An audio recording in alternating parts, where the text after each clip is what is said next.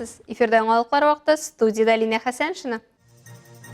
Телекомпаниябыз җиңүчеләр арасында. Азнакайда укытучыларны хөрмәтлиләр. Республиканың 19 шәһәре һәм районнан 75 катнашучы 100дән артык эш. Түбән Камада Камский бриз төбәк телекомпанияләренең икенче фестивале тәмамланды. Луч телекомпаниясе дә конкурста катнашып, бүләкләр алып кайтты.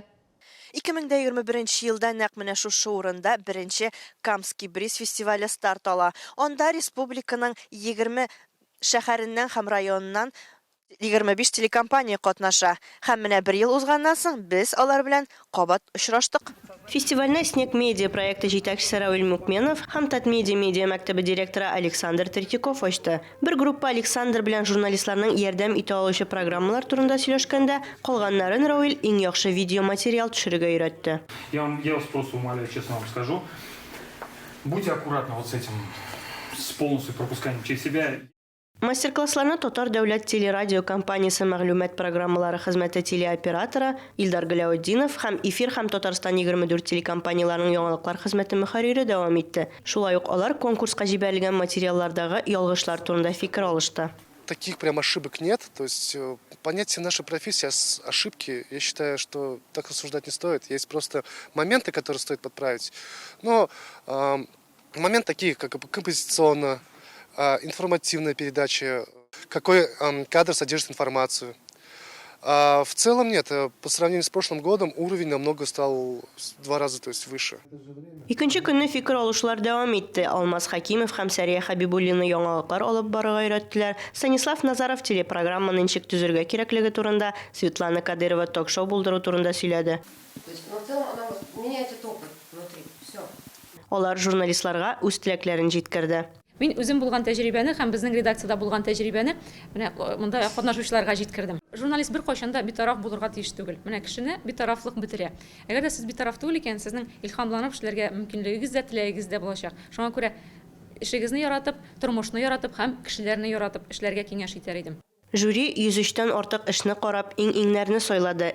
Иң яхшы оператор, тапшыру алып баручысы, иң яхшы программа һәм сюжет, һәм яңа сторителлинг номинациясе барлыгы 6 номинация. Луч телекомпаниясе барлык номинациягә дә берәр эш җибәреп, 3 номинациядә урын яулады. Олия Байрамалова, Айдар Кабиров, яңалыклар вакыты, Луч Әлмәт телекомпаниясы. Укытучылар көне уңаеннан узышы чаралар дәвам итә. Азнакайда авыр һәм мактаулы хезмәт ияләре өчен тантаналы чара үткәрелде. Җылы теләкләр яңгыраган, бүләкләр тапшырылган, җырлы биюле күңелле тамашаны махсус хәбәрчебез Илмира Шәрифуллина күреп кайтты. Балаларның күңеленә белем орлыкларын салучы, һәр кем өчен янып киюче ул укытучы. Бүген Азнакай мәдәният йортында алар өчен иң зур хөрмәт күрсәтелә. Бәйрәм залында төрле дәврдә фидакар хезмәт куйган укытучылар җыйналган иде. Яшь энергияле укытучылар белән бергә 35 ел, 50 ел эшләгән ветераннар да бар. Алар районның алтын фондын тәшкил итәләр. Хөрмәтле укытучыларыбыз, тәрбиячеләребез, ветераннарыбыз, сезне барыгызны да шундый матур, гүзәл, изге бәйрәм белән, укытучылар көне белән тәбрик итәбез. Сезгә барлык Азнакай халкы исеменнән, әти-әниләр исеменнән, балалар исеменнән бик зур рәхмәт. Сез инде безнең балаларыбызны тәрбиялисез, укытасыз, тормышка өйрәтәсез.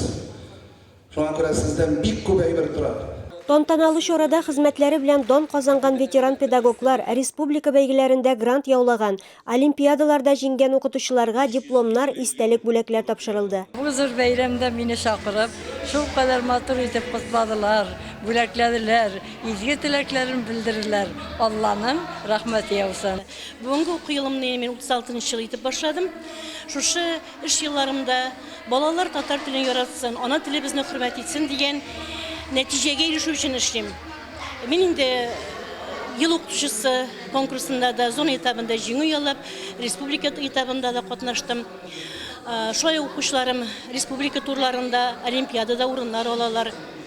Хезмәтем балаларга гына түгел, ата-аналарга да барып җитсен өчен төрле бәйрәмнәр үткәргәндә, ана теле бәйрәмнәре буенча Һәм шулай ук инде класс сәгатьләрендә дә үзебезнең туган телебезне халыкка, балаларга җиткерү өчен тырышам. Татар эстрадасының якты йолдызы Илназ Сафиуллин укытучыларга иң матур җырларын бүләк итте.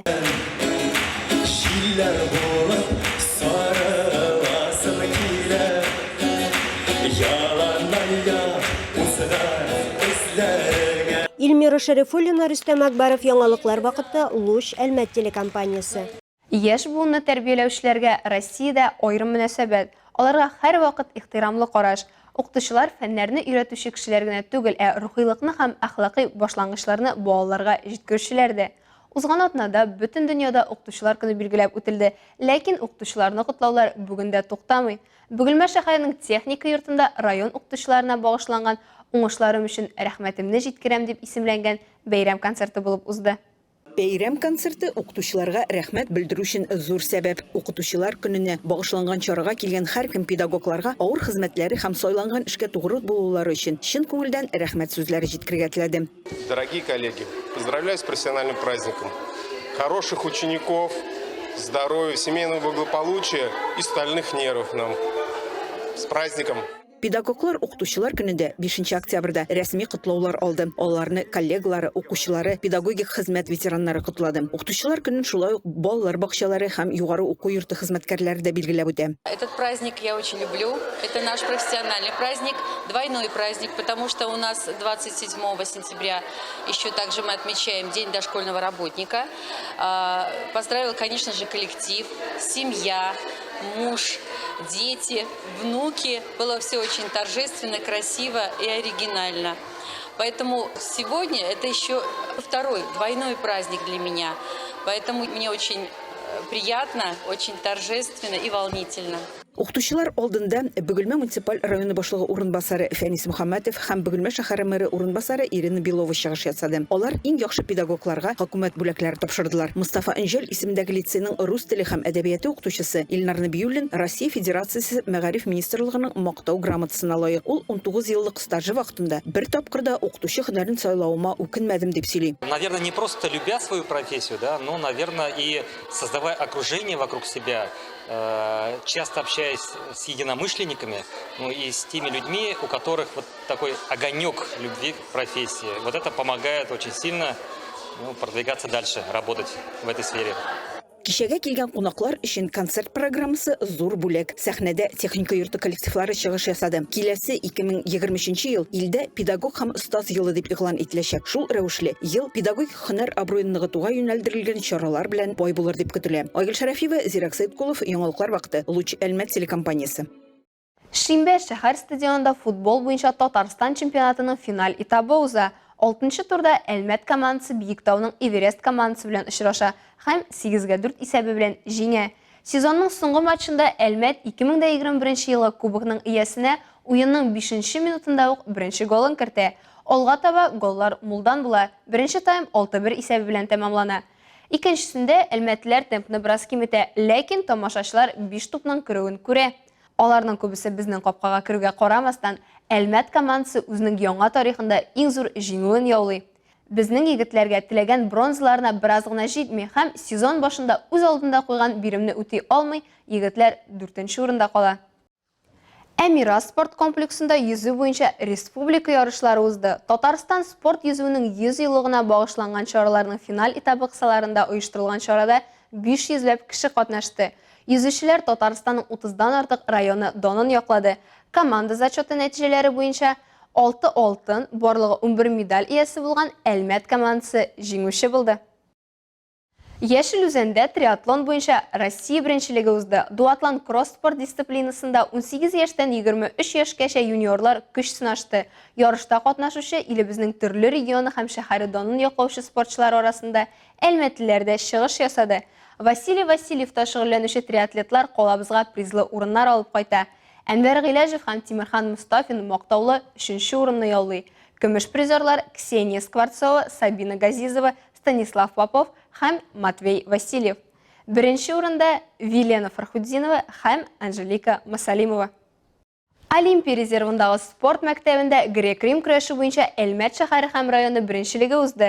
2010-2011 елы 85 спортчы осталыкта сынашты. Ярыш 13 авырлык категориясендә 2 келәмдә узды. Тырыш җиңүгә омтылучан егетләр медаль һәм грамоталар белән бүләкләнде. Ярыш нәтиҗәләре буенча яңа уку елына Әлмәтнең грек-рим көрәше буенча җыелма командасы формалашты. Әлегә шулар, мин Лина Хәсәншин һәм монтаж операторы Оля Берамалова сезнең белән сау булашабыз. Исәнмесез булыгыз.